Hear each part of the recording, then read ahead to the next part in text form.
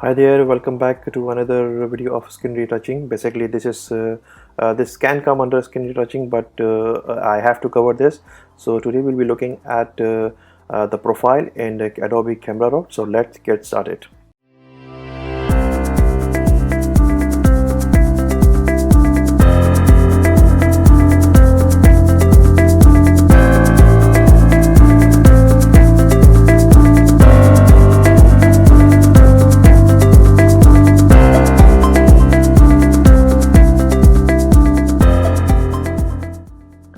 Okay, so a camera raw can be triggered from within the Adobe Photoshop or even from Adobe Bridges also, and it's basically a plugin for Adobe software. So here I will show you, for example, if you are within the Photoshop, right, and you have such type of portraits. This is somewhat similar to dual tone.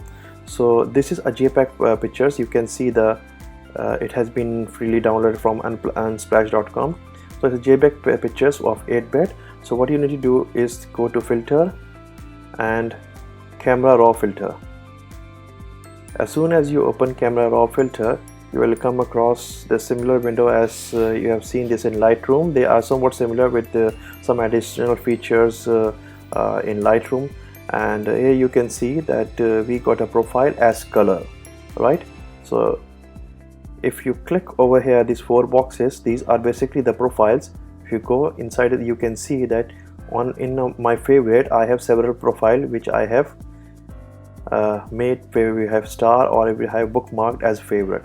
So if you close the favorite icon, you can see over here the basics, artistic, black and white, modern, vintage, and these are the addition or add-on, or you can even purchase this. This is from the website photo site and it's totally free, and these are the one which I made through by triggering the settings and changing the settings, right?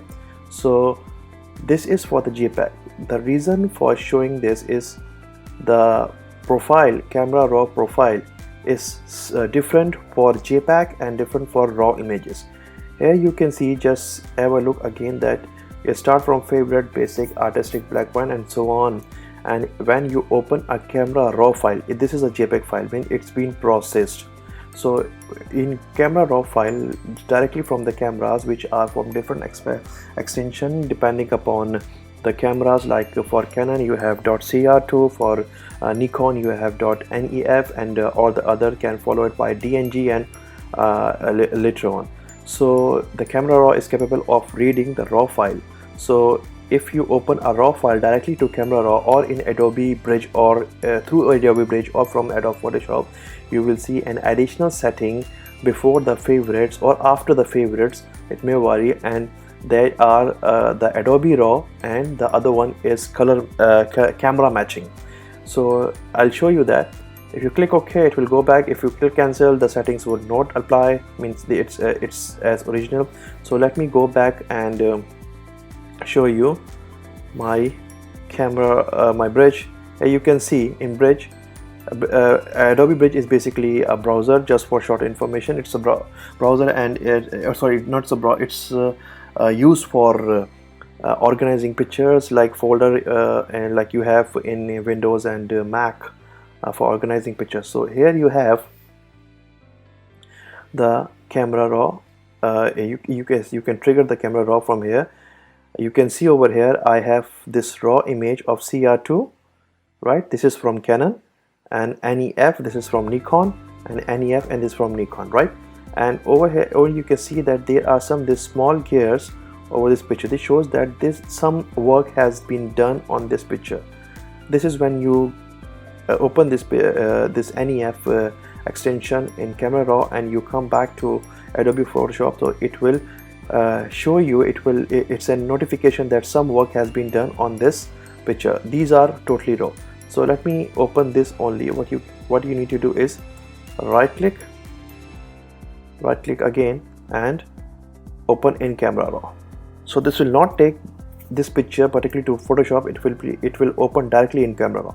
Here you will get some similar settings, but a different is a film strip, where if you can open multiple images from Adobe bridges into the Camera Raw, and you can process them all at once, and then you can further open it in Photoshop, or you can go back to the bridges. If I open this image after the processing, it will open in Photoshop, and if I click done, it will go back to the bridge for that particular applied settings. So let me go back to the settings right here. Let me go and fit in view. So click on this profile, and even you can close the profile from the same click like this. Click on the profile and close. Okay, this shut down, close down the favorite, and here you can see, this is what I'm talking about: Adobe Raw and camera matching. So if you go for Adobe Raw, these are the standards profiles which you can match for your work, and there are several Adobe Portrait standard, right?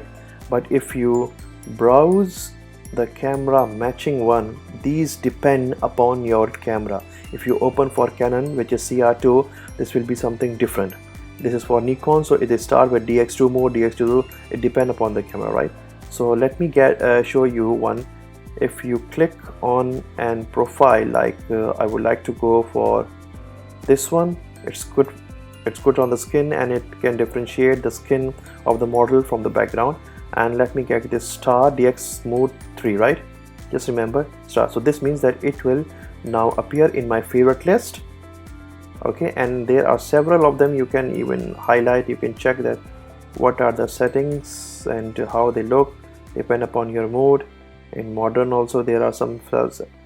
This looks good, this looks promising also. So let me get back to the profile. Okay, I have selected DX2 mode and then close the profile, and over you can see the profile is DX2. Now you can play with the settings, right? If you want to cool down a bit, you go. If you want to warm up the image, you can further go up. Double click on this temperature to get it the default one. So this is the default one, right? Here even you can change the settings over here, like the one we do in Lightroom, right? So if you click this drop down, where you can see that these are the one which are already applied. You can see over here by my name also.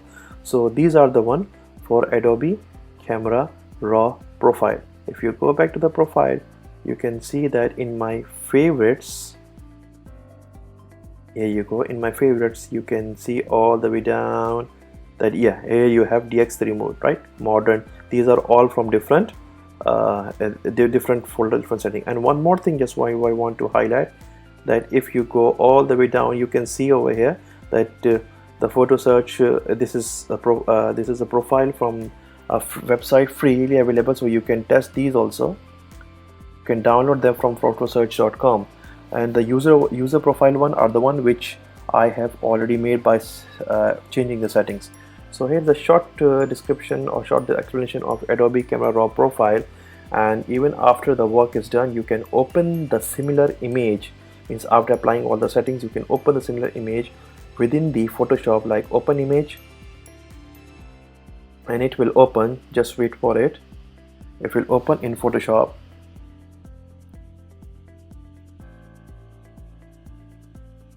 The system is taking a bit time, it's processing, and there you go. Right, so still you can see it is .nef. So you can take this back to Camera Raw, you can apply the setting again, and you can bring it back here. And that is the difference. Both are 8-bit. The difference between JPEG and the RAW settings. Most of the photographers go for the RAW because that give you more control on the images, colors, contrast, brightness, saturations, vibrance, hues, everything, as compared to the one which, because JPEG is a compressed one. You can convert this NEF or CR2 raw images back to the JPEG, which is the processed form, if you want to share, because they are large in number, they are large in capacity, they are huge, around 34, and they can go up to 40 to 50 megabyte, as compared to JPEG, which are less in size, because the pixels are compressed. So this was a short description. If you like my video, give me a thumbs up, subscribe to my channel, and click the bell icon so you can receive my videos notifications in the future. Thank you and bye bye.